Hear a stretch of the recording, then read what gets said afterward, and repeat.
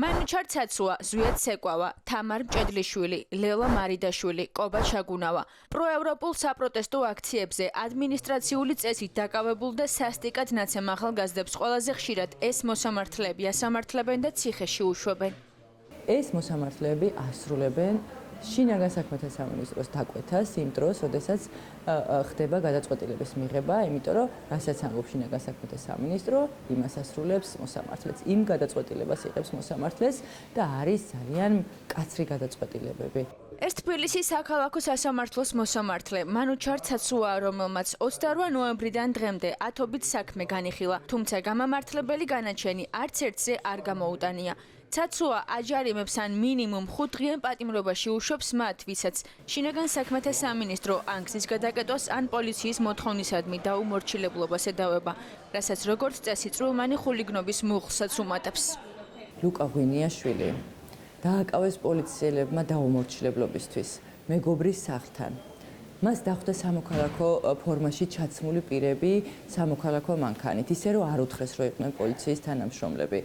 და მაშინ, როდესაც ჩვენ ვხედავთ ტელევიზიით ვრცელდება კადრები, რომ მოქალაქეები ხვდებიან აქციის მონაწილეებს, მოქალაქეებს და ფიზიკურად უსწორდებიან, ამ ახალგაზრდამაც აღიქვა, რომ მას დახვდნენ ეგრეთ წოდებული ტიტუშკები და უნდათ მასზე ფიზიკური ანგარიშწორება. გაიქცა ეს ადამიანი. გაიქცა და მივიდა პოლიციასთან, საპატრულო პოლიციის მანქანასთან და ყვიროდა მიშველეთო და ითხოვდა პოლიციისგან შველას. ეს მოწმე პოლიციელებმა დაადასტურეს სასამართლო პროცესზე, რომ ნამდვილად საპატრულო პოლიციის მანქანასთან მივიდა და იყვიროდა მიშველეთო. მაგრამ მანუჩარ ცაცუამ მაინც დაუმორჩილებლობა გადაწყვიტა ამ ადამიანის, რომ ეს ადამიანი არ დაემორჩილა პოლიციის კანონიერ მოთხოვნას და 7 დღით გაუშვა ადმინისტრაციულ პატიმრობაში. მაშინ, როდესაც ამისი არანაირი საჭიროება არ არსებობს. მანუჩარ ცაცუას სახელი და გვარი მოსახლეობის დიდმა ნაწილმა რამდენიმე დღის წინ გაიგო, როცა სრულად უდანაშაულო ახალგაზრდებს ჯარიმა ან პატიმრობა შეუფარდა. მოსამართლის მიერ მიღებული გადაწყვეტილებები მისმა დამ ელენე ცაცუამ სოციალურ ქსელში ღიად გააკრიტიკა. საკუთარი ძმის მიერ გასამართლებულებს ბოდიში მოუხადა და პატიებას თხოვა.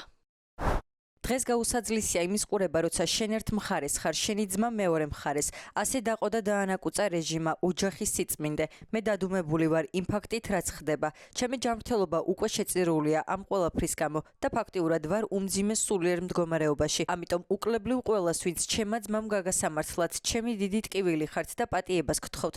ეს არაა გამოსავალი, მაგრამ იცოდეთ, ბევრი ვიბრძოლე იმისთვის, რომ ეს შედეგი არ დამდგარიყო. მადლობა ყველა ადამიანს, ჩემ სტუდენტებს, რომ იბრძვით სამშობლოს თავისუფლებისთვის, ხართ თავგანწირულები და გიყვართ ერთმანეთი. ჩვენ უნდა ვიბრძოლოთ, რომ ბოროტების მხარეზე მდგომი გზააბნეული ოჯახის წევრებიც დავიხსნათ სამშობლოსთან ერთად. ისინი, ვინც ძალიან გვიყვარს, მაგრამ სისტემამ წაგვართვა. აქციაზე დაკავებული ახალგაზრდების საქმეებს განსაკუთრებული სისწრაფით განიხილავს მოსამართლე ზვიად ცეკვავა. მას პროცესის და გადაწყვეტილების გამოსატანად 9 საათიც კი არ სჭირდება. სასტიკად ნაცემი ახალგაზრდების დაჯარიმებით ან პატიმრობაში გაშვებით ცნობილი მოსამართლე აგრესიით გამოირჩევა დარბაზში მყოფი ადამიანების მიმართ. ზვიად ცეკვავამ 2200 ლარი დააჯარიმა ბექა ყორშია, რომელიც პოლიციელებმა რუსთაველის გამზირიდან ჯერ გაიტაცეს, შემდეგ კი ფიზიკურად გაუსწორდნენ. კითხვა იყო და დამასრულებინეთ.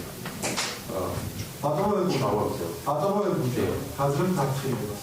მსგავსი კიდე თქვენგან მსგავსი ფაზა ეხლაც გაიმეორეთ, შესაბამის ღონისძიებას მიდევს სასამართლო. პატაროსაფრო თავიდან ჩამიგდოთ. აჩაგეთ თავიდან დასაბუთი. მაინტერესებს თუ იცით კოლონოსკოპიური ექსპერტიზა რა შეიცვალა. არის წერანთვის რა ექსპერტიზა.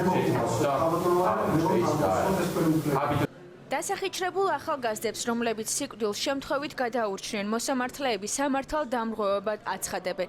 გასული კვირების განმავლობაში მიღებულმა გადაწყვეტილებებმა ადვოკატები დაარწმუნა, რომ მოსამართლეები გადაწყვეტილებას მხოლოდ პოლიციელების ჩვენების საფუძველზე იღებენ და არ ინტერესდებიან სხვა ფაქტობრივი გარემოებებით. ქუჩაში დაწყებულ რეპრესიებს მოსამართლეები უკვე სასამართლო დარბაზებში აგრძელებენ. არც ერთი პასუხისგებაში მიცემული ნიღბიანი მოძალადე, ამ ფონზე კი ყველა აქტივისტი ან დაკავებულია, ან დაჯარიმებული. ძალიან ბევრი გადაწყვეტილება, რომლითაც სახელის სახით ხდება პატიმრობის ადმინისტრაციული პატიმრობის შეფარდება, გამოტანა ხდება მხოლოდ ერთი მოწმე პოლიციელის ჩვენების საფუძველზე და სხვა არანაირი ობიექტური პირდაპირ მტკიცებულება საქმეში არ დევს. თუნდაც ერთ-ერთ გახმაურებულ საქმეზე მე მქონდა წარდგენილი მისი ჯანმრთელობის ამსახველი მდგომარეობა, როდესაც ძვლების მოტეხილობა აღენიშნებოდა და მიუხედავად ამისა, რომ ცნობაში ეს აღწერილი იყო, რომ რა მდგომარეობა იყო მის ჯანმრთელობის, რა თქმა უნდა, მოსამართლემ მაინც 8 დღიანი განმავლობის გადაწყვეტილება მიიღო, მიუხედავად იმისა, თუ რა ჯანმრთელობის გართულებები შეიძლებოდა გამოეწვია იმას, რომ ძვლის მოტეხილობებით, ანუ რა დღით ვაყოვნებდით ადმინისტრაციულად. კიდევ ერთი მოსამართლე, რომელმაც არაერთი ახალგაზრდა გაუშვა ციხეში, ქართული ოცნების წევრი, საგარეჯო საკრებულოს თავმჯდომარის ყოფილი მოადგილე და ახლა უკვე თბილისის საქალაქო სასამართლოს უვადო მოსამართლე ლელა მარიდაშვილია. მარიდაშვილი სამოქალაქო აქტივისტი საბას ხუტარიძის საქმის მოსამართლეა, რომელსაც ბრალი სისხლის სამართლის საქმეზე აქვს და ორთვიანი წინასწარი პატიმრობა ისე შეუფარდა.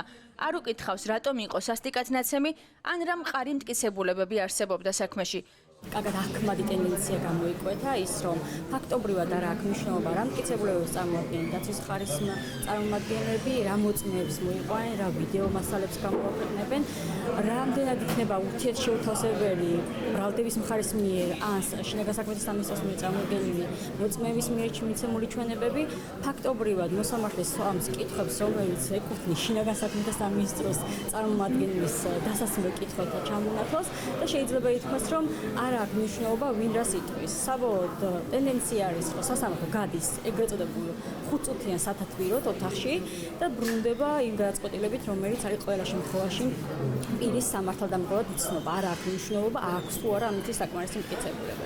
დაკავებულების მიმართ განსაკუთრებულად მკაცრი საპატიმრო ღონისძიებით გამოირჩევა მოსამართლე თამარ მჭედლიშვილიც, რომელმაც პროკურატურის შუამდგომლობა სრულად გაითვალისწინა და მსახიობი ანდრო ჭეჭინაძე და ძლიერი საქართველოს ერთ-ერთი ლიდერი ალეკო ელისაშვილი პატიმრობაში დატოვა.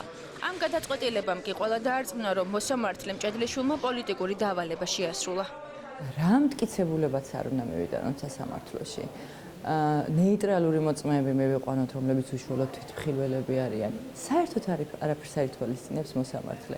ერთადერთი, რასაც ითვალისწინებს პოლიციელთა ჩვენებებს. პოლიციელთა ჩვენებები, რომლებიც აბსოლუტურად არასწორ ინფორმაციას ეყრდნობა. თბილისის საქალაქო სასამართლოში ყოველდღიურად დაზარალებულების რიგები დგას. ახალგაზრდებს სალადობის კვალი ამ დრომდე ეტყობათ, თუმცა მოსამართლეები არაფერს იმჩნევენ. გადაწყვეტილებებს მხოლოდ პოლიციელების ჩვენების საფუძველზე იღებენ. ზოგიერთ შემთხვევაში მოსამართლე ისეთი პოლიციელის ჩვენებას ითვალისწინებს, რომელიც დაკავების დროს შემთხვევის ადგილზე არც კი ყოფილა. კადრები ერთია, როცა მიგვაქვს როგორ უსწორდებიან დაკავებულებს სპეცრაზმის თანამშრომლები და ფაქტი მეორეა, როცა ეს დაკავებულები სასამართლო პროცესზე არიან. ხილული დაზიანებებით საერთოდ არ ინტერესდება სასამართლო, სად მიიღეს, როგორ მიიღეს ეს დაზიანებები და რა ვითარებაში მიიღეს. ძალიან შაბლონურად და ძალიან ესე განზოგადებულად ამბობენ, რომ ჩვენ არ გვაინტერესებს, ეს უნდა გამოიძიოს სპეციალურმა ორგანომ. ადვოკატები, რომლებიც სასტიკად-ნაცემ ახალგაზრდებს იცავენ, ამბობენ, რომ მოსამართლეები პოლიციელების ცრუ ჩვენებებით ხელმძღვანელობენ და მომიტინგეებს პატიმრობაში ყოველგვარი მტკიცებულებების გარეშე უშვებენ.